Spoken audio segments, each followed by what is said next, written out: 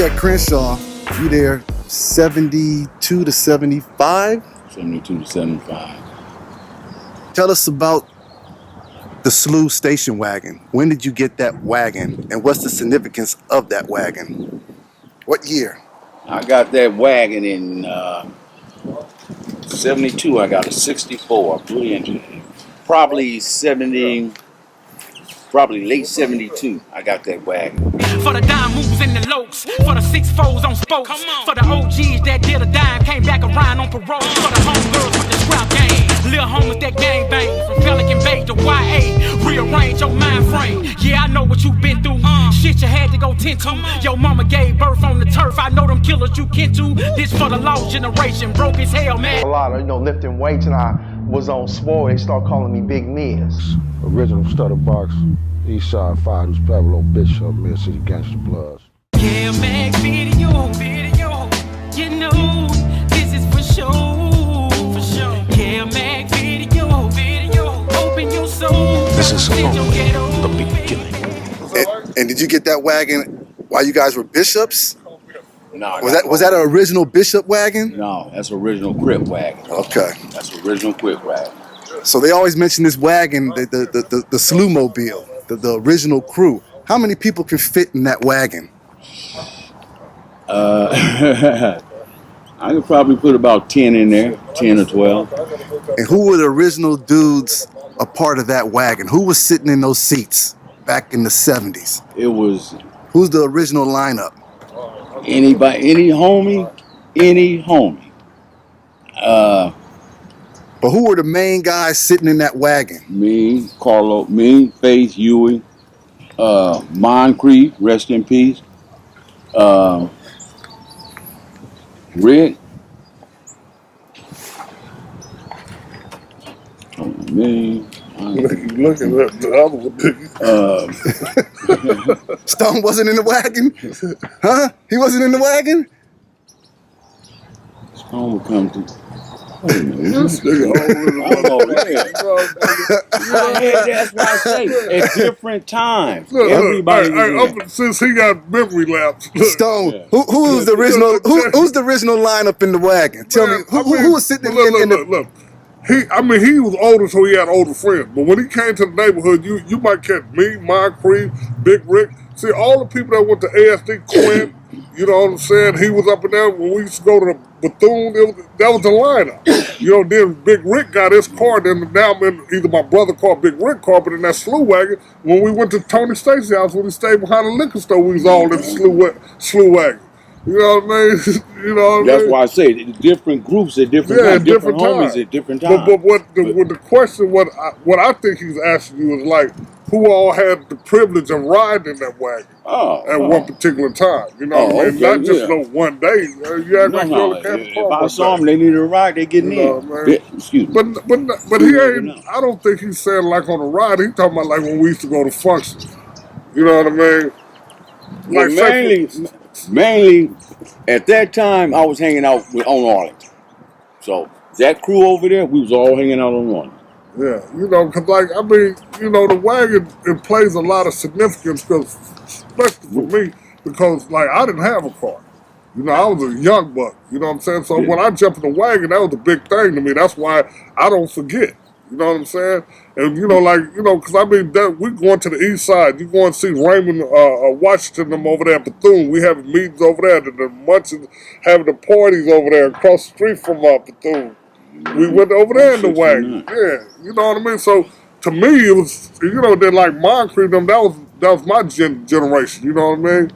So, it just that wagon. It just like, see.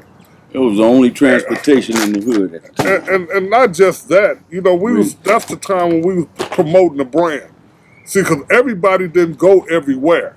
You know what I mean? You can line up, I don't care who you line up from the hood that come from our generation, ask them who was at the long table. It wasn't that many of us up there. And we represent the city, you know what I'm saying? And so...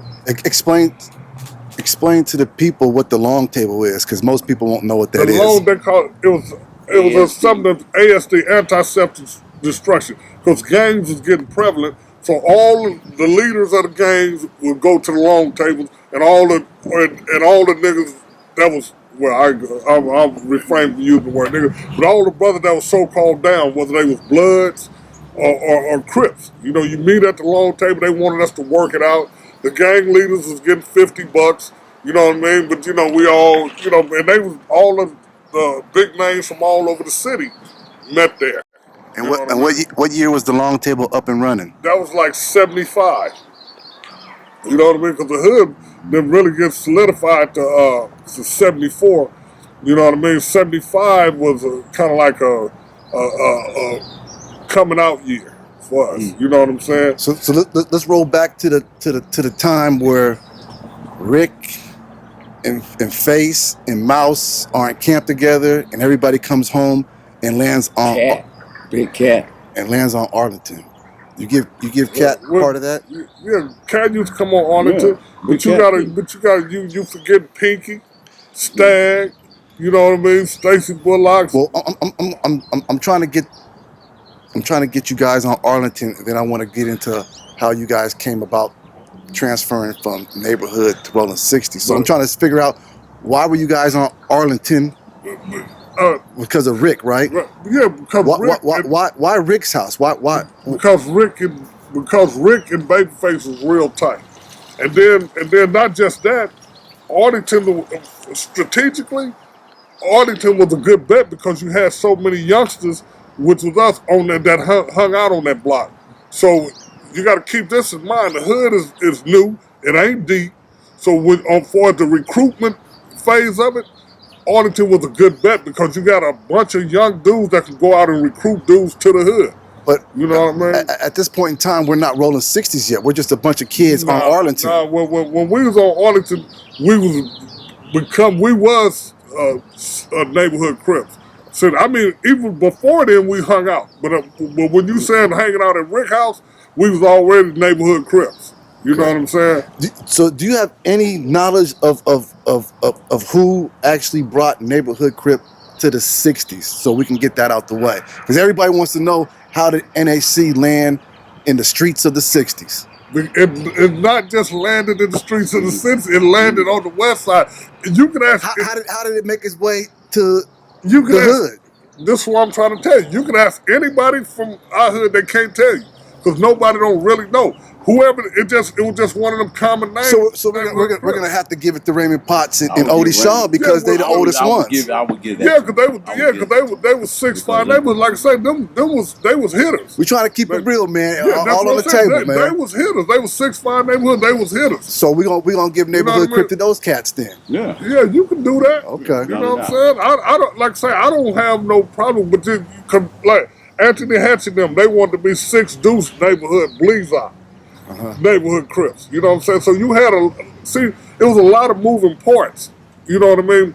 But when you specifically talk about the Rollin 60s, that's a whole different situation. We gonna get to that. So, do you know the Hatchers? Yeah. Happy birthday to you. They're singing that to me. How they know my birthday? Hey Stone, you got sandbagged, man. They came in right when I'm about to ask you what was going on between Western and Van Ness. Who were the kids living in that zone when you guys were kids? Kids? Who were the guys living in that zone between Van Ness and Western? Hold on. Okay. Who were the kids living in the zone between Western and Van Ness, and what were they claiming before Rollin 60s formed? See, look. I need that. I'm going to try to give it to you as best I can. You know, and honest.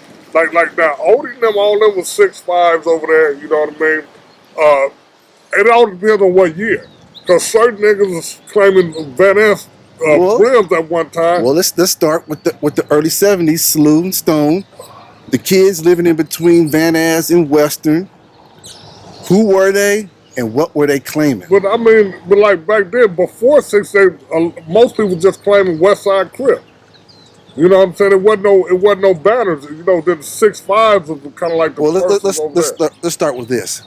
Who were these kids? Can you give me a roll call of the kids that was living in that part of the neighborhood? Man, it all depends on what age bracket, but the game, it was Killer too Gene, many. Killer rest in Gene, peace. Anthony Hatcher. Anthony had a Hatcher. All the Hatchers. You had Kyle and them. You had the Cheathams. You had Robert Johnson, even though he didn't last long. You had Curtis. Curtis. You had T-Mac. Champ. You had, Rest in peace. yeah, you had. It's a bunch of people over there. What about my guy on house? Kyle. Herman. Herman Moncrief. Yeah, Herman.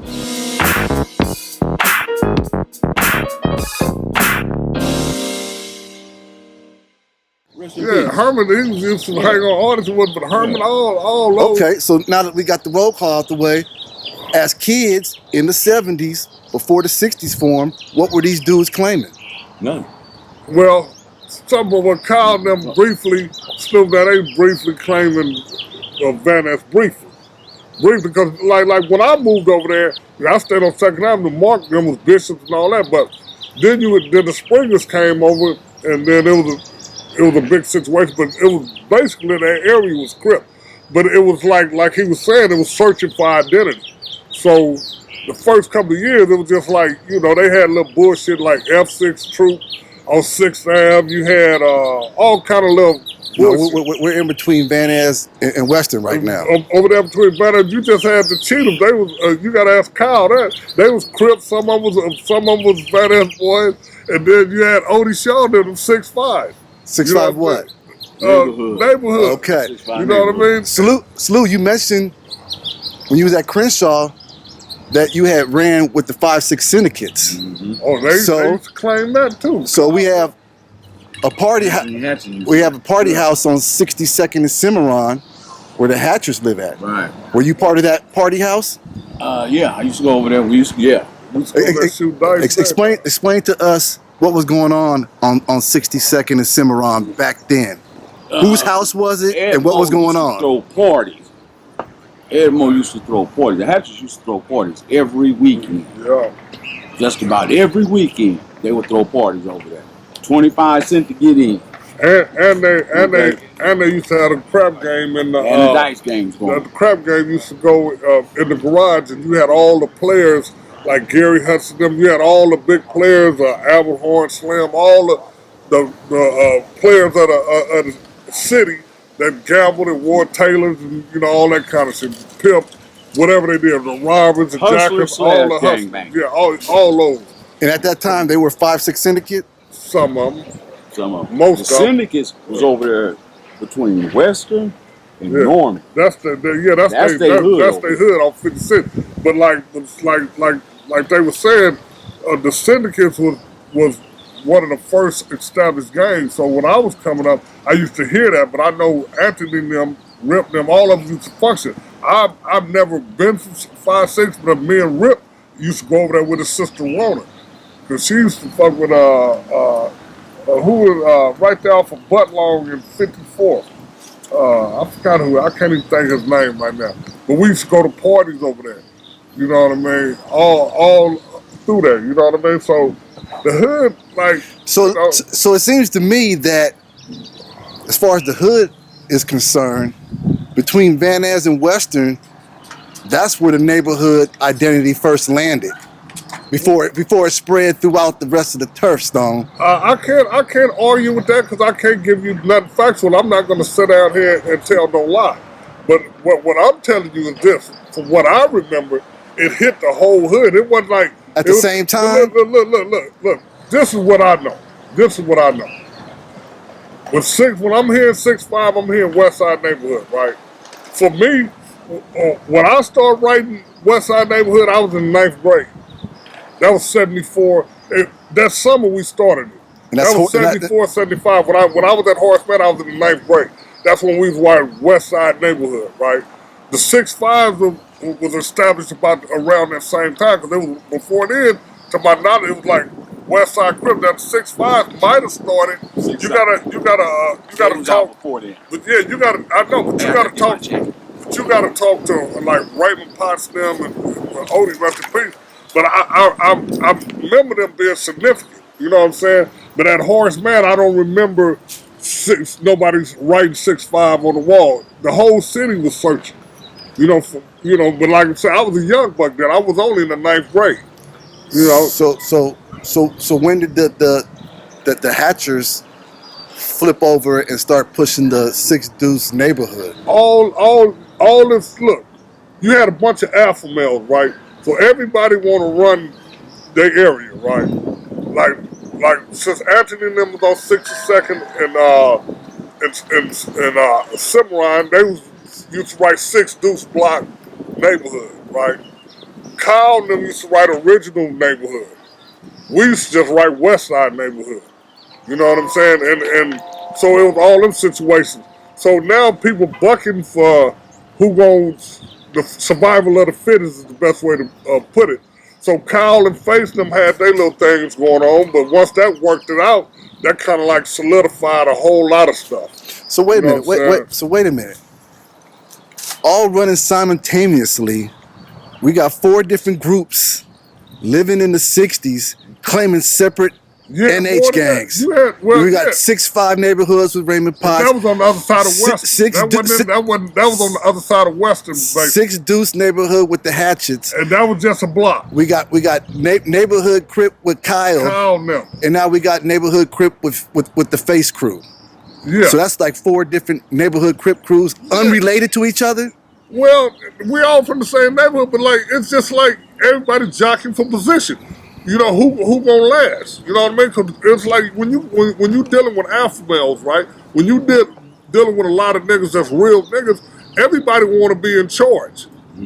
Pretty much. So you not finna surrender your area to the next man area. You gonna fight tooth and nail to keep that zone.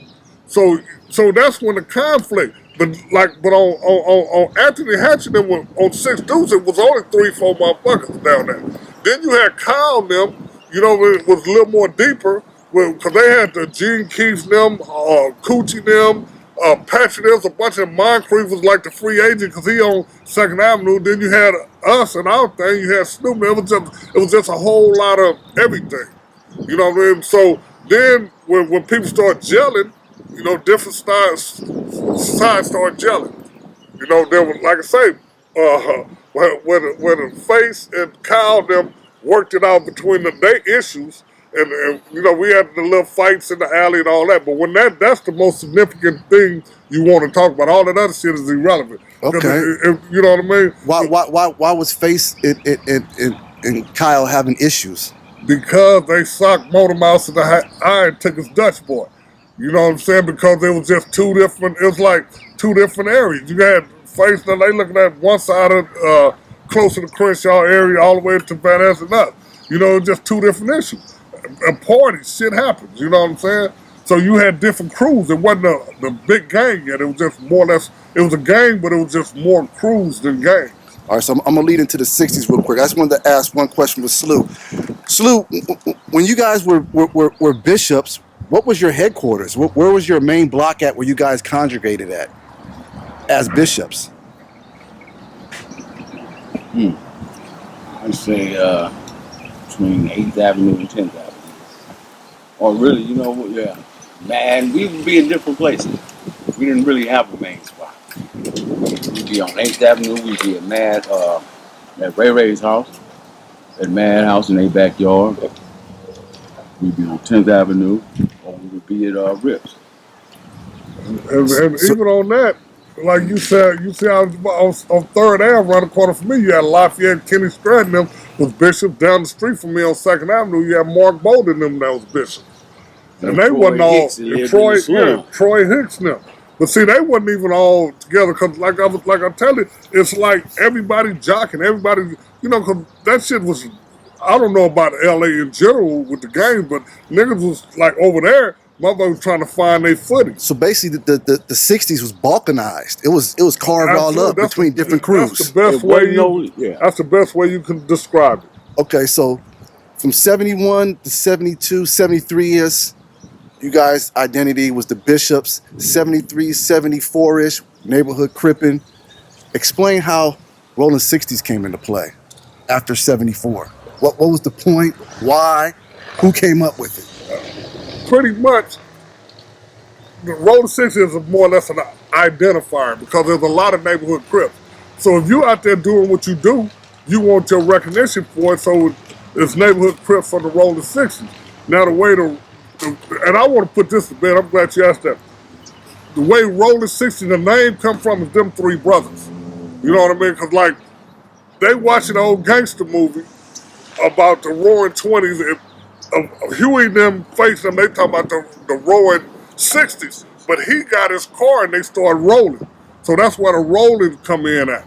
You know, the Rolling 60s, because now we ain't walking no more. We rolling because we got the Slu Wagon. So we used to write on the wall, rolling, strolling, and controlling West Side neighborhood Crips. It was just a whole lot. You know, back then, you didn't have as many enemies, so you could take your time writing on the wall. You could down there write a whole letter. You know what I mean? Because they wasn't coming through like that. You know what I'm saying? But for the Rolling 60s, that's where they come from. I hear a lot of, I ain't gonna, perception is reality. But I hear a lot of young people trying to say something about some rolling avenues. There ain't wasn't no such thing. And if they think it was true, it wasn't relevant. Because it has nothing to do with the name Rolling 60, because it didn't come from none of that. All that roller skating or whatever, breakdancing or cheerleading, whatever that shit, they had nothing to do with 60. It come from him getting that Slu Wagon. That's where Rolling 60s come from. That's kind of crazy, right? Because Big Rick lived in between 67th and 70th, right? Right. So when people think of Rolling 60s, they thinking of 60th Street. But because of the 60s, you had, you had, I mean, you know, you had Snoop them all them on that side, being them, you know, had a lot of hitters on that. But like, you know, from 60th to Florence, you got a whole lot of streets with 60th, 62nd, 63rd, 64th, 65th, 67th, 66, 68, 69. That's the identifier. And not just between Western and Crips, I'm talking about all the way to the hills. You know what I'm saying? And that's another thing. We all function from over there. You know, and that's another thing that Face did. He brought all of us together. Matter of fact, we had a meeting at this very park when we went up there and met with Warlock them, James Lacey them. James Lacey, the author of Hope Beyond Measure. In his book, he describes a meeting called by Babyface, an articulate and charismatic gang member, acting ambassador for the Rolling 60 Crips. The meeting was held at Ladera Park, a community bordering Ladera Heights. Other Rolling 60s who made a showing were Baby Huey, Slu, Moncrief, and Big Rick. Representing the back hood, which today they call Overhill, was Big Cat, Motor Mouse, Baby Warlock, and Stacy Bullock. The joining of turfs created one of the largest areas of concentrated gang turf for one faction in the city of Los Angeles. This gang had now become known as the Rolling 60 Neighborhood Crips. You know, Cat them at this very park where in the beginning they laid shit up. We left here, walked the one that was the one we walked down there. We ended up over Black Carol house in the backyard over his brother. What's his Jed. brother? Huh? Jed? Yeah, we went over there and talked, and you had a lot of different people over there. Stag them, Mouse them, Billy them. Stacy Bullock. Stacy Bullocks. I didn't meet Stacy Bullocks till the 10th grade. Because we at Crenshaw, I see this nigga belling down Crenshaw. I'm like, who is this nigga? So I hit him up. He said, I'm Pee Wee from 60s. I'm like, I'm from 60s. I'm Keithstone. So, you know. Oh, that's Stacy's original name? Pee Wee? Pee Wee, yeah. Hey, Slu, since he brought up the Ladera Park meeting, there's a homie that we hollered at, and he mentions you. I don't know if you remember him. William Smith, Billy Smith. Called himself Steel Bill, Shitty Smitty. Shitty, yeah. I know He's rest in peace now. He died this year. No, I didn't know that. Yeah, they found him in a motel. No, I know Shitty. He was married to Gigi. Just recently, he was married to Gigi. So him and James Lacey mentioned you about a meeting at this park in 75. You guys kind of brought the dudes in this area underneath the Rolling 60 umbrella. Do you have any memory of that? Vaguely? Okay. I was here, yeah. You was here? I remember. Yeah, Okay. I was I here. remember, but Ooh, Well, I'll call Creep by that.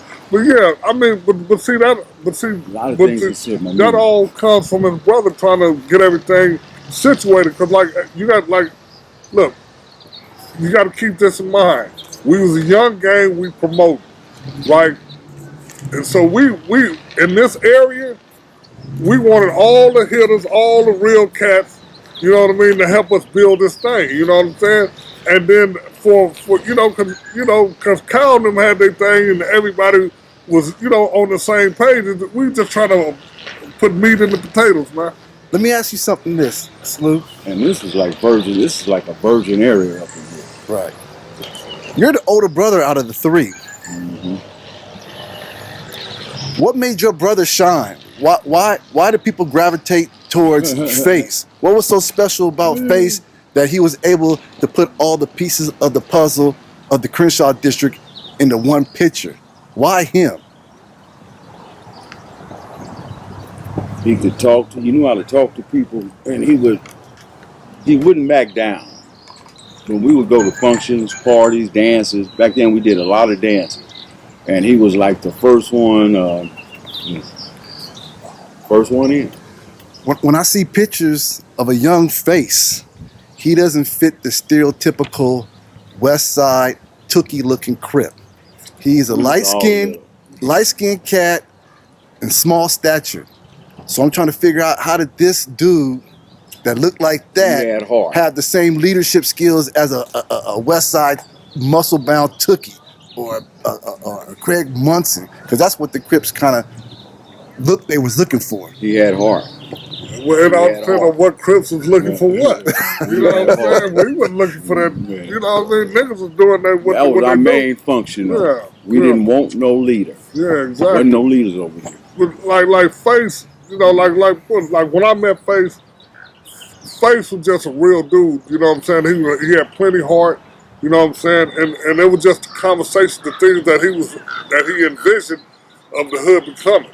You know what I mean? Because I mean, you got to keep in mind, here's a selfless dude that could have been a leader, like Cowden could have been a leader, but he the one designed this and all that where there was no leadership. So just that point alone to show you how humble he was and that he really cared for you. Now he put in work, and not only that, he promoted this brand. Him and his brother, Baby Huey. I don't care what part of the city you went in, you're gonna see Babyface, Baby Huey.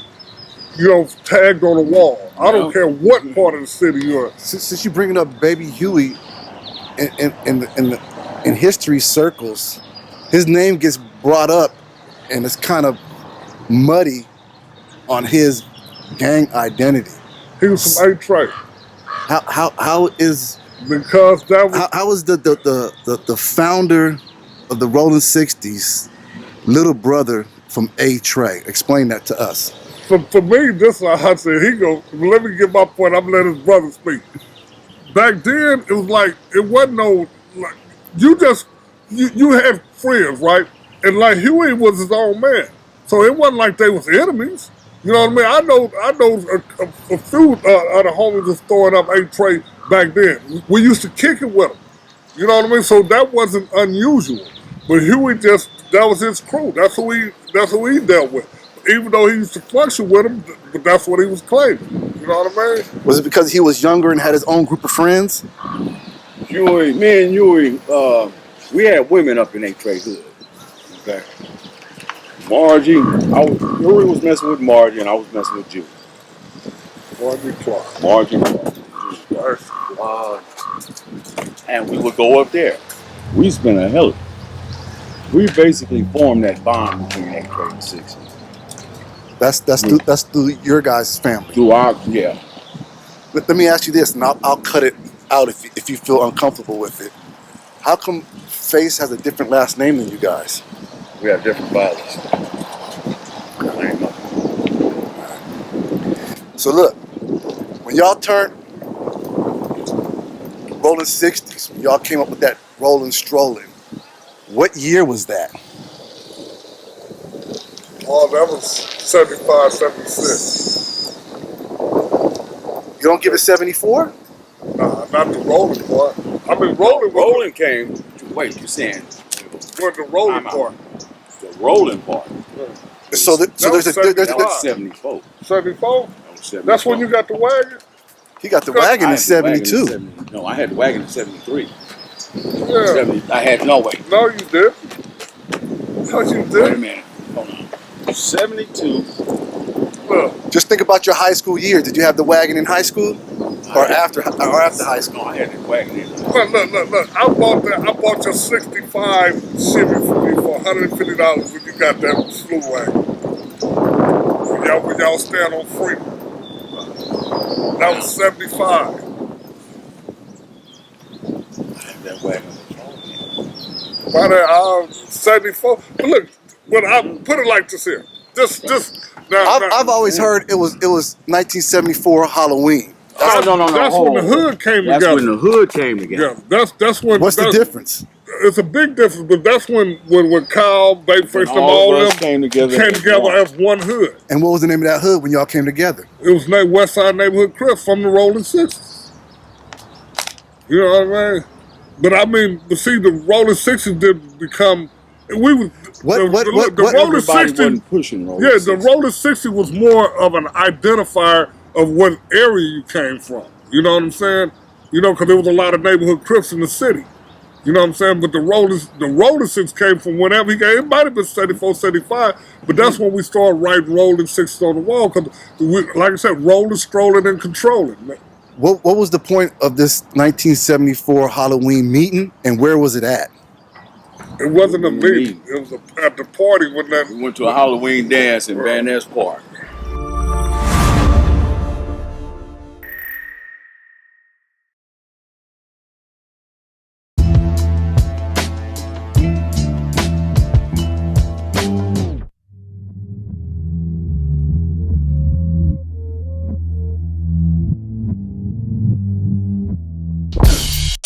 This is